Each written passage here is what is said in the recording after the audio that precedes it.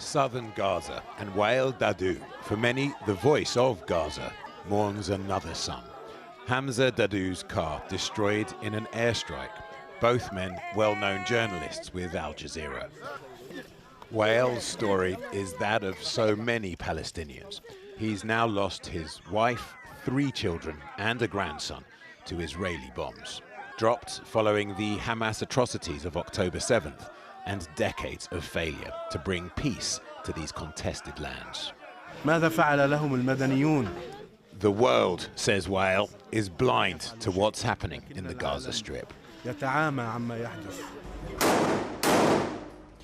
The IDF released footage of their ground troops in Gaza City as their top brass said they'd now finished dismantling Hamas's military infrastructure in the north. Huge swathes lie in utter ruin, but elsewhere the war continues. Fighting will continue during 2024. We are operating according to a plan to achieve the war's goals, to dismantle Hamas in the north and south. The IDF have undoubtedly made strategic gains. They've got control of the north. They have dismantled the command structure in the north. They've taken control of about 65% physical control of Hamas's territory. But the hardest thing to do is the thing they've now got to do, which is to deal with the other 35%, which contains 90% of the population of Gaza, including 2/3 of the Hamas fighters. And the fact is, the IDF are very good militarily, but they're not good enough to do what they think they've got to do. So do you fear that this means it will, in terms of bloodshed, be even worse in the south? The fact is that the IDF are now moving from a conventional military operation into something that is going to resemble in the south more like a counterinsurgency operation and then a counter-terrorist operation. And that certainly implies that there will be a lot more casualties before this is over, until the IDF feel that they can withdraw if there is some sort of political plan in place then, which the international community is prepared to support. Those are pretty big ifs. The ifs don't end there. As the war intensifies in the south, Israel waits for news of its hostages. Over 100 still missing or held by Hamas, with the fear of wider escalation all too real. From the West Bank, where 9 died in an Israeli drone strike, to Israel's border with Lebanon and the Red Sea, with Iran-backed Houthi rebels continuing to disrupt shipping. America's Secretary of State and the EU Foreign Affairs Chief both shuttling from regional capital to capital this week, seeking long-term solutions. To the carnage that's now killed nearly 23,000 Palestinians, according to the Hamas-run Health Authority. A humanitarian catastrophe stretching all the way to Gaza's south, where in Rafah, Hashim Abu al-Najjar weeps for what's left of his brother's family home. All 30 of them dead. An old man's tears that speak of more still to come. Kemi and Zerem there. Well, earlier I spoke to Hisham Mahana from the International Committee of the Red Cross, who was in Rafah in southern Gaza, and I began by asking him the simple, fundamental question: just how hard is it for people there to find food?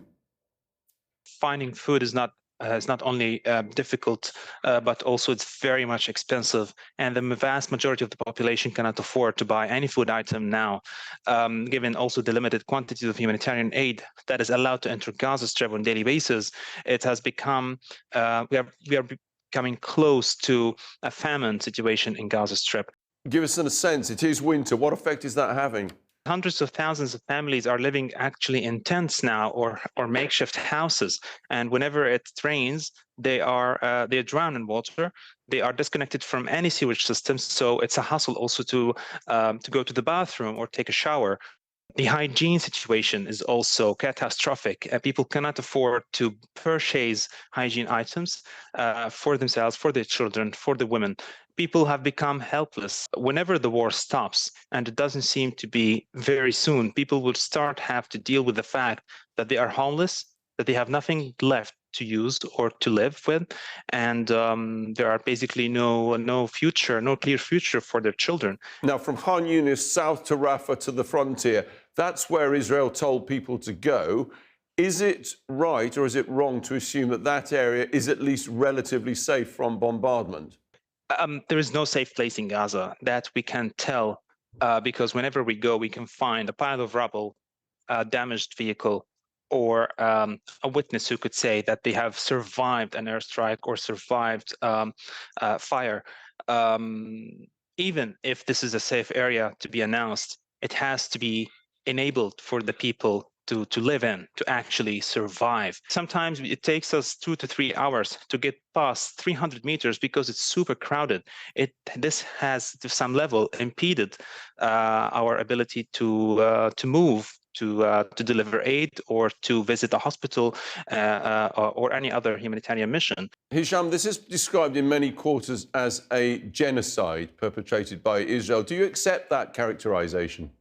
The International Committee of the Red Cross is an international humanitarian organization. We are not entitled to prescribe the situation as if it's genocide or not. However, what we have witnessed in Gaza is absolutely unprecedented over the decades that our delegation in Israel and the occupied territories has been since the start of this conflict in 1967. By all means, this has been absolutely unprecedented, the level of blood, the level of civilians killed or injured. Given what you've just said, do you get a sense after all that's been going on that the civilian population is turning against Hamas or even more minded to support Hamas, given what's happened? I'm not here to speak for the political views of the population in Gaza, because I think they are more busy with surviving, providing food on a daily basis for their babies, and trying to get their injured beloved ones out of Gaza Strip for medical treatment abroad that is not available in Gaza. People don't care about who to support, who's to blame, rather than they just need a stop for the killing, a stop for the firing, and they need to spare the lives of whoever left in their families. Hisham Mahana, thank you very much. Thank you.